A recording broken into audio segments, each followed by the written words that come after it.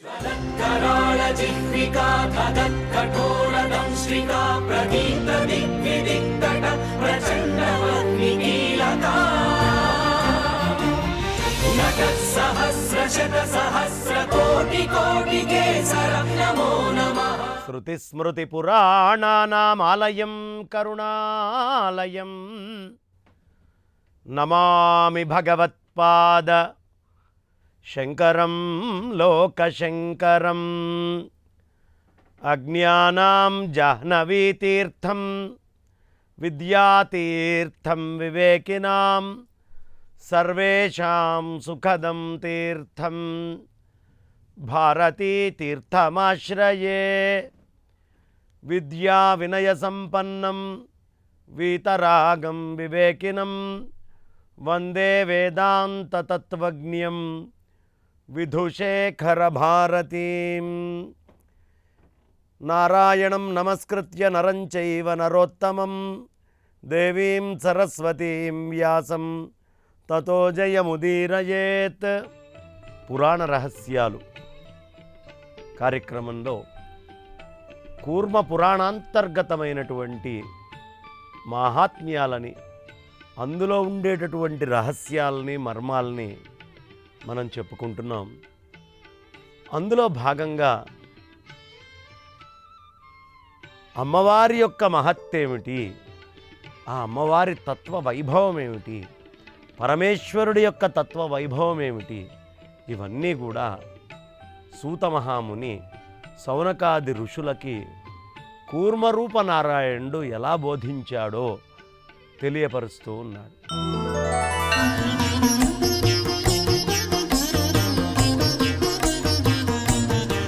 మహత్తరమైనటువంటి ఆ అమ్మ తత్వాన్ని, వైభవాన్ని మనం చెప్పుకుంటూ ఉన్నాం. అందులో మొన్నటి రోజున అమ్మవారి యొక్క మహత్తులో ఆవిడ యొక్క పుట్టుకకి సంబంధించినటువంటి విషయము కంటే ముందంతా కూడా చెప్పడం జరిగింది.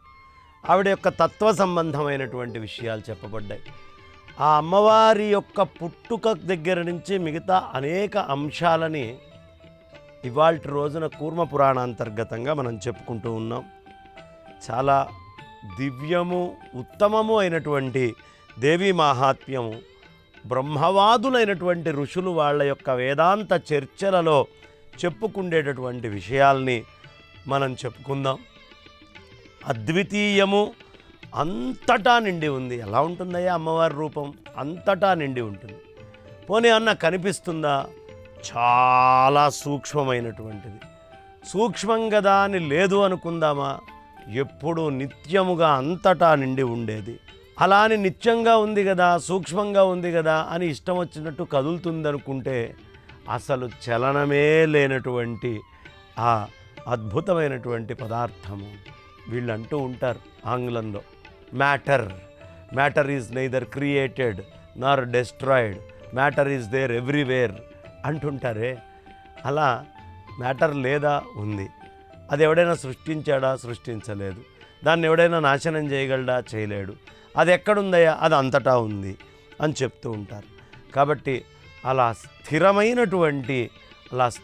రూపమైనటువంటి ఆ పరమేశ్వరి తన సర్వోన్నత స్థానాన్ని యోగులు చూస్తూ ఉన్నారయ్యా. యోగులు ఈ విధంగా దర్శిస్తూ ఉంటారు. ఆవిడ అంతటా నిండి ఉంది, కదలలేనటువంటిది, చలనం లేనటువంటిది, కానీ అన్ని చలనాలకి అన్నిటికీ మూలమయ్యింది. ఆమె రెండు కాకుండా ఉంది, కానీ అనేకంగా మనకు కనిపిస్తూ ఉంటుంది. ఆనంద రూపం ఆ తల్లే. నాశము అనేటటువంటిది ఆ తల్లికి అసలు లేనే లేదు. ఆ తల్లి కేవలము ఆవిడ తప్ప ఇంకొకటి లేదు. భేదరహితము. ఏ విధమైనటువంటి భేదం చెప్పాలన్నా ఇంకొక వస్తువు ఉంటే కదా పోల్చగలిగేది. కాబట్టి భేదము చెప్పడానికి అవకాశం లేదు. పరబ్రహ్మరూపమైనటువంటి ఆ మహాదేవి యొక్క ఉన్నత స్థానాన్ని యోగులు చూస్తారు. ఆ అమ్మవారి యొక్క శ్రేష్ఠ స్థానం ఎలాంటిదయ్యా అంటే, ఇది పరము అని చెప్తే పరమము కంటే కూడా పరమమైనటువంటిది అని చెప్తారు. ఈ మాట భగవద్గీతలో కృష్ణ పరమాత్మ వాడతాడు. అక్షరం పరమం బ్రహ్మ అని చెప్పి ఆ అక్షరానికంటే కూడా ఉత్తమమైన వాడిని, అంటే పరమం అనేటటువంటిది ఏదైనా ఉంటే ఆ పరమానికి కూడా ఈ తల్లి పరము అని చెప్పుకోవచ్చయ్యా. ఈవిడ తత్వం అంత గొప్పది, ఈవిడ శాశ్వతమైనటువంటిది, ఈవిడ మంగళకరం. అసలు ఏ శుభము ఈ సృష్టిలో జరగాలన్నా ఆ అన్ని శుభాలు ఈ తల్లి అనుగ్రహం ఉంటేనే జరుగుతాయి. ఈ తల్లి నాశం లేనిదయ్యా. అసలు అంతము అనేటటువంటిది లేనటువంటి తల్లి, అంతం అనేటటువంటిది ఉండే అవకాశమే లేదు. ఆ అంతం లేకుండా ప్రకృతిలో లీనమై ఉండేటటువంటి తల్లి. ఎప్పుడు అవసరమైతే అప్పుడు ద్యోతకమై బయటికి వస్తుంది, ఎప్పుడు వద్దనుకుంటే అప్పుడు లుప్తమై లోపలే ఉంటుంది, ఎప్పుడూ ఉండేటటువంటి తల్లయ్యా. ఆ దేవి యొక్క పరమపదం ఉంది చూసారా, అది ఎన్నో శుభాలను కలిగిస్తుందయ్యా. మనకి ఒక శుభం కాదు, ఏ శుభం కావాలన్నా దీనికి అమ్మవారు మాత్రమే కారణము. ఆ అమ్మవారికి ఎక్కడ మలము లేదయ్యా, చాలా నిర్మలమైనటువంటి తల్లి, ఏ మలము లేకుండా ఉండేటటువంటి తల్లి.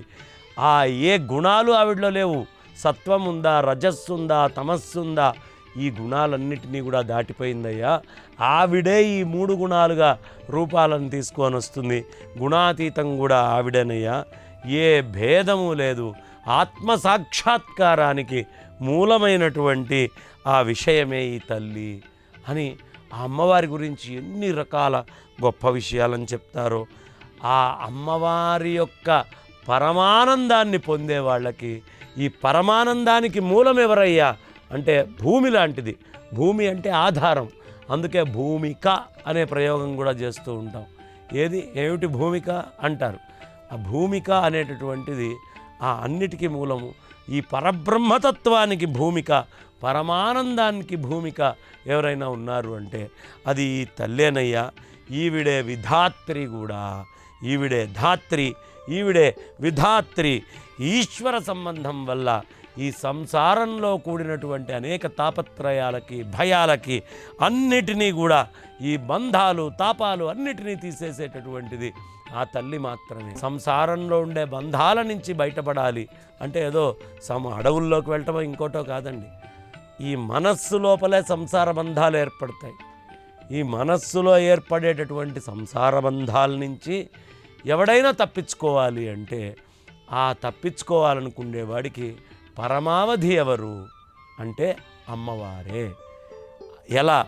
ఇప్పుడు ఈ ప్రపంచంలో మనకు అనేకమైనటువంటి వస్తువులు, అయ్యా ఇది భూమి అండి, అది కుజగ్రహం అండి, అది చంద్రుడండి, ఆ కనిపించేటువంటిది బృహస్పతి గురువు అండి, ఆయన శుక్రుడండి అంటూ మనం గ్రహాలను చూపిస్తాం. ఈ గ్రహాలన్నీ ఎవరి వల్ల కనిపిస్తున్నాయి? ఈ గ్రహాలన్నీ ఎవరి వల్ల? ఒక్క సూర్యుడి వల్లే మనకి ఇన్ని గ్రహాలు కనిపిస్తున్నాయి. కానీ కనిపించేటటువంటి గ్రహానికి కారణం సూర్యుడు అని ప్రత్యక్షమైన నేత్రంతో ఎంతమంది చూడగలరు? చంద్రుడు అంత వెలుగ్గా కనిపిస్తున్నాడు, ఆ చంద్రుడి యొక్క వెలుగుకి కారణము సూర్యనారాయణమూర్తే. ఇది ఎంతమంది చెప్పగలరండి? మామూలు కంటికి ఇది కనిపిస్తుందా? కనిపించదు. అలాగే అనేక మందికి బుద్ధి ఉంది, అనేక విషయాలు ప్రచోదనమవుతున్నాయి, అనేక విషయాలు ఇట్నుంచి అటు కదులుతున్నట్టు కనిపిస్తున్నాయి, అనేక విషయాలు ముందరికి వెళ్తున్నాయి, పక్కకు జరుగుతున్నాయి, చాలా అవుతున్నాయి.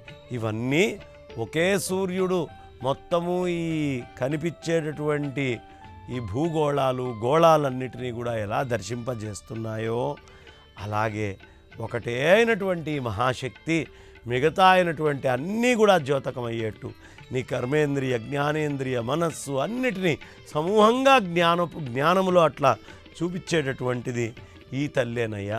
ఈ తల్లి కంటే కొత్తగా భిన్నంగా ఇంకొక రూపము లేనే లేదు అని చాలా చక్కగా మనందరికీ తెలియపరుస్తూ ఉన్నారు. అందువల్ల మోక్షాన్ని ఎవరు పొందాలనుకుంటారో వాళ్ళందరూ కూడా పార్వతీ అమ్మవారి యొక్క ఆరాధన చేయాలి, ఆవిడ్ని ఆశ్రయించాలి. ఆమె సర్వప్రాణులకి అభయము, ఆత్మస్వరూపురాలు, శివస్వరూపురాలు. ఎంత బాగా చెప్తున్నారు చూడండి. చాలా తస్మాద్ విముక్తిమన్విచ్చన్ పార్వతీం పరమేశ్వరీం ఆశ్రయేత్ సర్వభూతానాం ఆత్మభూతాం శివాత్మికాం. ఈ తల్లే అన్నిటికీ మూలమైందయ్యా. లబ్ధ్వా చ పుత్రీం శర్వాణీం తపస్తప్త్వా సుదుశ్చరం సభార్యక్షరణం యాతః పార్వతీం పరమేశ్వరీం. హిమవంతుడు చాలా కష్టసాధ్యమైనటువంటి తపస్సుని చేసి ఈ పార్వతీ అమ్మవారిని తన యొక్క సంతానంగా సంపాదించాడు. స్వేచ్ఛగా జన్మిస్తాను అనేటటువంటి వరము కలిగినటువంటి ఆ పుత్రికని చూసి మహా ఆనందంతో హిమవంతుడు తన భార్య అయినటువంటి మైనాదేవికి ఆ పర్వతరాజుతో ఈ విధంగా చెప్తోంది. పర్వతరాజుతోటి ఎంత అదృష్టవంతులమయ్యా అని ఈ తల్లి చెప్పుకుంటోంది. అమ్మవారు కూడా వాళ్ళిద్దరికీ చెప్తూ ఉంది. కాబట్టి మైనాదేవి పర్వతరాజుతోటి చెప్పడం మొదలుపెట్టింది. ఓ రాజా, కమలముల వంటి నేత్రములు కలిగినదైనటువంటి ఆ బాలికను చూడవయ్యా. కళ్ళు ఎలా ఉన్నాయ్యా, చక్కగా ఆ తామర రేకులు ఎలా ఉంటాయో ఆ కళ్ళు కలిగినటువంటి ఆ తల్లిని చూడవయ్యా. మన తపస్సు వల్ల ఈ సర్వప్రాణులందరికీ కూడా మేలు కలిగేటటువంటి ఈమె జన్మించింది. ఈమె మన తపస్సు వల్ల మన ఇంట్లో జన్మించిందయ్యా. ఈమె మామూలుగా ఎక్కడ పడితే అక్కడ వచ్చేటటువంటిది కాదు. ఆ హిమవంతుడికి ఉదయ సూర్యుడితో సమానంగా కనిపిస్తోంది ఆ తల్లి. ఎలా ఉంది? జటాజూటంతో ఉందట.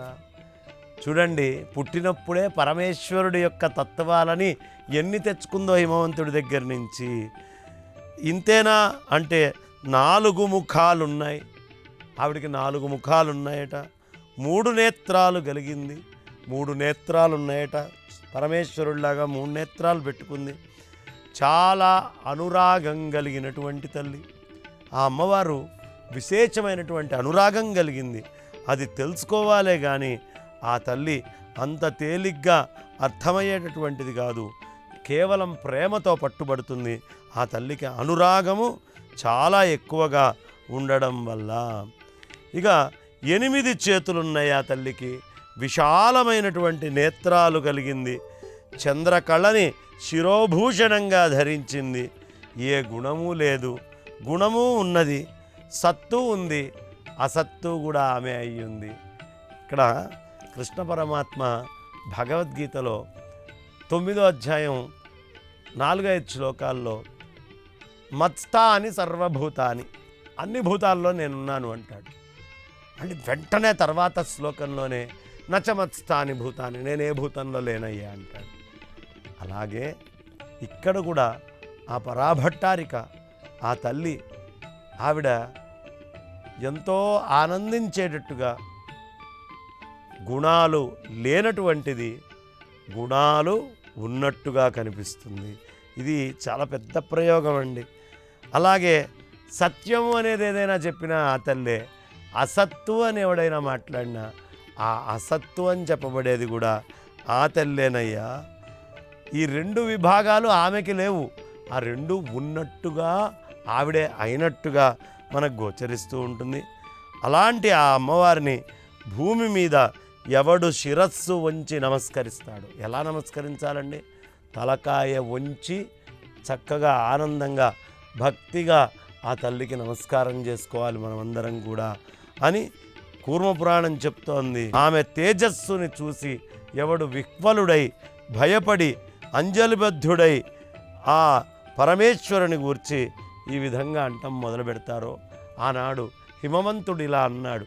ఆ రూపాన్నంతా చూసి ఆయన వెంటనే నమస్కరించి, విశాలాక్షి ఓ దేవి నువ్వెవరమ్మా? చంద్రకళావతంసురాలా నువ్వెవరో నాకు తెలియదు, నేను గుర్తుపట్టలేను, నాకు యథార్థాన్ని తెలియపరచు అన్నాడు. అమ్మవారు ఇంత గొప్పగా 8 చేతులతో ఈ విధంగా కనిపించేటప్పటికీ హిమవంతుడికి అర్థం కాల. ఎవరు తల్లి అని ప్రార్థన చేశాడు. వెంటనే ఆ పర్వతరాజైనటువంటి హిమవంతుడి మాటలు విన్నటువంటి ఆ అభయప్రదాత్రి, యోగులందరికీ అభయాన్నిచ్చే తల్లి అయినటువంటి ఆ పరమేశ్వరి అమ్మవారు పర్వతరాజును చూసి ఇలా అంటం మొదలుపెట్టింది. పరమేశ్వరుణ్ణి ఆశ్రయించి ఉండే పరమశక్తిగా నన్ను గుర్తించు. ఎంత గొప్ప మాట చూడండి. మాం విద్ధి పరమాం శక్తిం మహేశ్వర సమాశ్రయాం. ఆ పరమేశ్వరుడి యొక్క శక్తిగా నన్ను గుర్తించు నువ్వు. అనన్యామవ్యయామేకాం. మోక్షాన్ని కోరేవాళ్ళు, ఇతరమైనటువంటి ఆపేక్షలు లేనటువంటి వాళ్ళు నన్ను అనన్యంగా వాళ్ళ యొక్క స్వస్వరూపాలుగా చూస్తారయ్యా, అవ్యయంగా చూస్తారు. మాం పశ్యంతి ముముక్షువః, ముముక్షులందరూ కూడా అలా నన్ను దర్శిస్తారు అని చెప్పింది. ఆ విధంగా పరమేశ్వరుణ్ణి ఆశ్రయించుండే పరమశక్తిగా అమ్మవారిని గుర్తించమని చెప్పింది. నేను లోకంలో అన్ని భావాలకి నేనే ఆత్మని. ఏ భావం ఎవడికి కలిగినా, ఏ విధమైనటువంటి ఆలోచన ఉన్నా, ఏ వాటిల్లో ఏ అర్థం ఉన్నా ఆ అర్థాలన్నీ కూడా నేనే, ఆ భావాలన్నీ కూడా నేనే. నువ్వెలా భావించి చూస్తే అలా కనిపించేది. అన్నిటికీ ఆత్మని నేనే, అన్ని విధాల నేను శివరూపని. నేను ఏ విధంగా నువ్వు తీసుకున్నా శివుడి యొక్క రూపని నేనేనయ్యా. శాశ్వతైశ్వర్యం విజ్ఞానం, ఆకారంగా ఉన్నదానిని సమస్తాన్ని ప్రవర్తింపజేసేదాన్ని కూడా నేనే.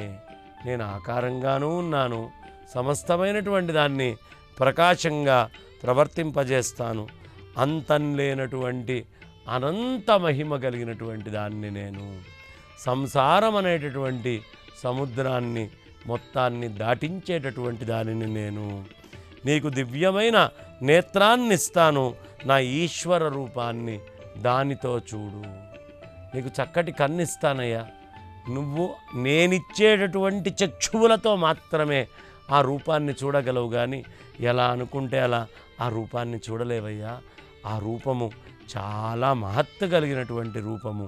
కాబట్టి నీకు ఆ అంతఃచక్షువుల్ని నేను ప్రసాదిస్తాను అని చెప్పి స్వయంగా ఆ అమ్మవారే ఆయనకి విజ్ఞానాన్ని ఇచ్చి, ఆ విజ్ఞానాన్ని ప్రసాదించి దివ్యమైనటువంటి పరమేశ్వర సంబంధమైనటువంటి ఆ యొక్క తన రూపాన్ని ఆమె ఆయనకి చూపించింది. ఎలా ఉందండి ఆ రూపము? కోటి సూర్య ప్రతీకాశం తేజోబింబం నిరాకులం జ్వాలమాలా సహస్రాఢ్యం కాలానలశతోపణం. కోటి మంది సూర్యుల యొక్క తేజస్సు ఉంటే ఎలా ఉంటుందో ఆ తల్లి ఒక్కతి అలా కోటి మంది సూర్యుల యొక్క తేజస్సుతో వెలిగిపోతోందయ్యా. ఆ తల్లికి ఏ విధమైనటువంటి వికారము లేదు, వికారమే లేనటువంటి తల్లయ్యా. వేల కొలది జ్వాలలు, అంటే మీరు ఏ ప్రోడక్ట్ తీసుకున్నా, ఎక్కడ వర్క్ తీసుకున్నా, ఆ వర్క్ అనేది కొంచెం జరిగిన, ఫోర్స్ కొంచెం ఏర్పడ్డా అక్కడ ఫ్రిక్షన్ వచ్చి అగ్ని వస్తుంది. మీరు ప్రపంచంలో, విశ్వంలో ఎక్కడ చిన్న ఫోర్స్ జరిగి అగ్నిగా కనిపించినా ఆ అగ్ని ఎవరో అనుకోవద్దు. ఆ అగ్ని అంతా కూడా ఈ పరాశక్తే. వేల కొలది, వేలు అంటే సహస్రం అనే శబ్దానికి అనంతం అని అర్థం. ఈ అనంతమైనటువంటి జ్వాలలున్నటువంటి తల్లి వందల కొలది ప్రళయాగ్ని జ్వాలలతో, అంటే ప్రళయకాలంలో వచ్చేటటువంటి అగ్ని జ్వాలలు మొత్తాన్ని దహింపజేస్తాయి. అలాంటి వందల కొలది ప్రళయాగ్ని జ్వాలలు కలిస్తే ఎలా ఉంటుందో అక్కడ పోల్చదగిలిందయ్యా. భయంకరమైనటువంటి దంష్ట్రలతో ఉండి ఎదిరించడానికి ఎవ్వరికీ శక్యం కాకుండా ఉండేటటువంటి మహాతల్లి ఆ తల్లి. జటల సమూహాన్ని అలంకరించుకోనుంది, ఎప్పుడు జటల సమూహాన్ని అలంకరించుకొని ఉంటుంది. కిరీటం ఉంటుంది, ఆవిడ చేతిలో గద ధరించి ఉంటుంది, శంఖచక్రాలు కూడా ఉంటాయి. చేతిలో త్రిశూలాన్ని ధరించి భయంకర రూపంతో భీతి గొలుపుతూ ప్రశాంతంగా ఉండి ప్రసన్నమైనటువంటి ముఖం కలిగింది. అంతులేనటువంటి ఆశ్చర్యాలు కలిగిస్తూ ఉంటుందయ్యా. చంద్రకళని చిహ్నంగా ధరించింది, కోటి చంద్రుల కాంతి గలది, కిరీటము కలిగి గదను చేత ధరించినటువంటిది, కాలి అందెలతో ప్రకాశిస్తూ దివ్యాలైనటువంటి చాలా మహత్తరమైనటువంటి గొప్పవైనటువంటి పుష్పహారాలని మెళ్ళలో ధరించి, వస్త్రాలను ధరించి, మంచి చందనాన్ని లేపనం చేసుకొని, శంఖచక్రాలని ధరించి కోరడానికి యోగ్యమైన వాళ్ళు ఎవరైనా ఉన్నారంటే అది ఆ తల్లే అని 3 నేత్రాలు కలిగి చర్మాన్ని వస్త్రంగా ధరించింది అని మనకి పెద్దలు చక్కగా చెప్తున్నారు. కోటి సూర్య ప్రతీకాశం తేజోబింబం నిరాకులం జ్వాలామాలా సహస్రాఢ్యాం కాలానలశతోపమం దంష్ట్రాకరాళం దుర్దర్శం జటామండలమండితం కిరీటినం గదాహస్తం శంఖచక్రధరం తథా త్రిశూలపరవరహస్తంచ ఘోరరూపం భయానకం ప్రశాంతం సౌమ్యవదనం అనంత ఆశ్చర్య సంయుతం చంద్రావయవలక్ష్మాణం చంద్రకోటి సమప్రభం కిరీటనం గదాహస్తం నూపురైరుపశోభితం దివ్యమాల్యాంబరధరం దివ్యగంధానులేపనం శంఖచక్రధరం కామ్యం త్రినేత్రం కృత్తివాసనం. ఇంకా అమ్మవారి లక్షణాలు వచ్చే ఎపిసోడ్లో చక్కగా చెప్పుకుందామని చెప్తూ ప్రస్తుతానికి నా వాణికి విరామాన్ని ఇస్తున్నాను. స్వస్తి. ఈ కార్యక్రమాన్ని తిరిగి చూడాలనుకుంటే www.youtube.com/@ETV Life Spiritual లో చూడవచ్చు.